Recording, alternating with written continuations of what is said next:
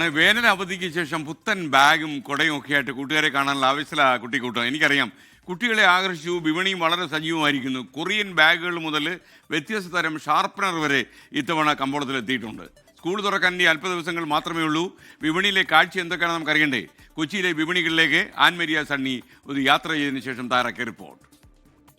School തുറക്കാൻ ഇനി ദിവസങ്ങൾ മാത്രമാണ് ബാക്കിയുള്ളത്. വിപണിയെല്ലാം സജീവമായിട്ട് നടന്നുകൊണ്ടിരിക്കുകയാണ്. പക്ഷെ ഇത്തവണത്തെ വിപണിയിൽ ഒരു പ്രത്യേകതയുണ്ട്. പലതരത്തിലുള്ള വ്യത്യസ്തമായിട്ടുള്ള സാധനങ്ങളാണ് കുട്ടികളെ ആകർഷിക്കുന്നതിന് വേണ്ടിയിട്ട് വിപണിയിൽ ഇറക്കിയിരിക്കുന്നത്.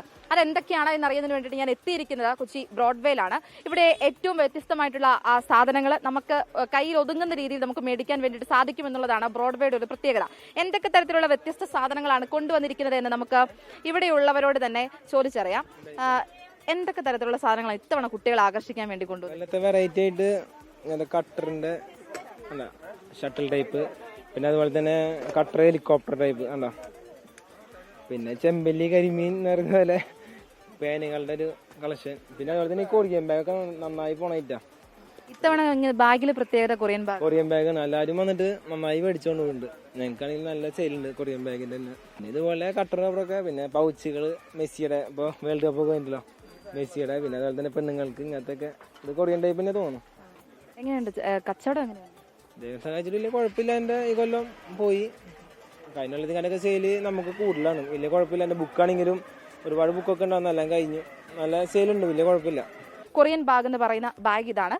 ഇതിനാണ് ഏറ്റവും കൂടുതൽ സെയിൽ പോകുന്നതാണ് ഇവർ പറഞ്ഞത്. അല്പം വില മറ്റു ബാഗുകൾ അപേക്ഷിച്ച് കൂടുതലാണെങ്കിൽ പോലും കുട്ടികൾ കൂടുതലായിട്ട് ഉപയോഗിക്കുന്നത് ഇത്തരത്തിലുള്ള ബാഗുകളാണ്. കാരണം സോഷ്യൽ മീഡിയയൊക്കെ അത്യാവശ്യം കൈകാര്യം ചെയ്യുന്നതാണ് ഇന്നത്തെ ജെൻസി കുട്ടികൾ എന്ന് പറയുന്നത്. അതുകൊണ്ട് തന്നെ അവർക്ക് ഈ ടൈപ്പുള്ള ബാഗുകളൊക്കെ ആയിരിക്കും ഏറ്റവും കൂടുതലായിട്ട് പ്രിയം. നമുക്ക് കാണാം, ബ്രോഡ്വേയുടെ ഉള്ളിലേക്ക് വന്നിട്ടുണ്ടെങ്കിൽ കാണാം വലിയ തിരക്ക് കടകളിലൊക്കെ വരുന്നുണ്ട്. മോളെ എല്ലാം മേടിച്ചോ? എല്ലാം സെറ്റാണോ? സ്കൂൾ തുറക്കുന്നതിന് എന്തൊക്കെ മേടിച്ചു? ബുക്ക് വാങ്ങിച്ചു, പെൻസിൽ വാങ്ങിച്ചു. എല്ലാം എങ്ങനെയുണ്ട്? വിലയൊക്കെ എങ്ങനെയുണ്ട്? കുഴപ്പമില്ല, വിലയൊക്കെ ഉണ്ട്. എല്ലാം ആയോ? ആയിക്കൊണ്ടിരിക്കണം, ഞങ്ങൾ നോക്കിക്കൊണ്ടിരിക്കുക. ദിവസം കുറച്ചേ ഉള്ളല്ലോ അല്ലേ? അതെ, കുറച്ച് ദിവസമേ ഉള്ളൂ. അങ്ങനെ തന്നെയാണ്, കുറച്ച് ദിവസങ്ങളാണ് ഉള്ളത്. അതുകൊണ്ട് തന്നെ ആ ഒരു സമയമാവത്തേനും ചില കുട്ടികൾക്കൊക്കെ കഴിഞ്ഞ വർഷത്തേക്ക് ബാഗുകളൊക്കെ കയ്യിലുള്ളവരുണ്ട്. അതൊക്കെ സുരക്ഷിതമായിട്ട് സൂക്ഷിച്ച് വെച്ചിരിക്കുന്നവരുണ്ട്.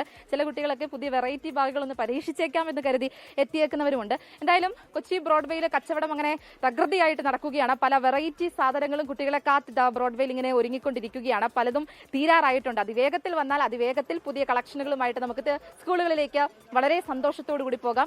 അപ്പോൾ കൊച്ചിയിൽ നിന്നും സജു കാഞ്ഞിരംകുളത്തിനൊപ്പം ആൻമരിയ സണ്ണി, 24.